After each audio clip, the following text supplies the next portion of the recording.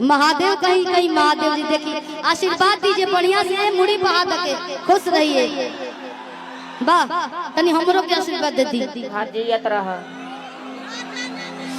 वाह महादेव जी के रुआ लेकिन कहिया पूरा मोछ हो सा गया है कि कहे लगी लेकिन कहा कि खाते आप पान उन भी खाते हैं क्या? ब्रश करते हैं? नहीं आप ब्रश नहीं करते झूठ बोल रहे हैं।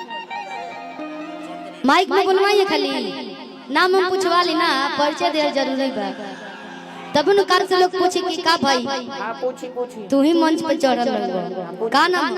रविंदर। हां दीदी ता ए भैया रविंदर नाम से रविंदर नाम के कर बा का नाम है? रविंदर। अरे महावीरवा वाला। अच्छा राउर नाम के रख ले बा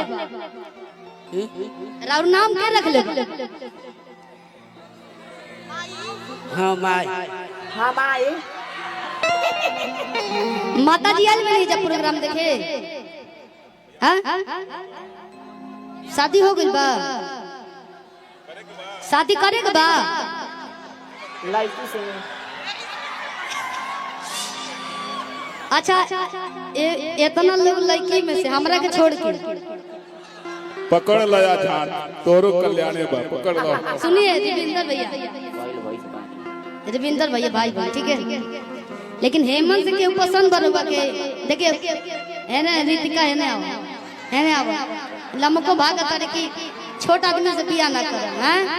एलियन कहां से? हेमंत से के पसंद पाई हैं? रितिका है ना अब कोठा ठो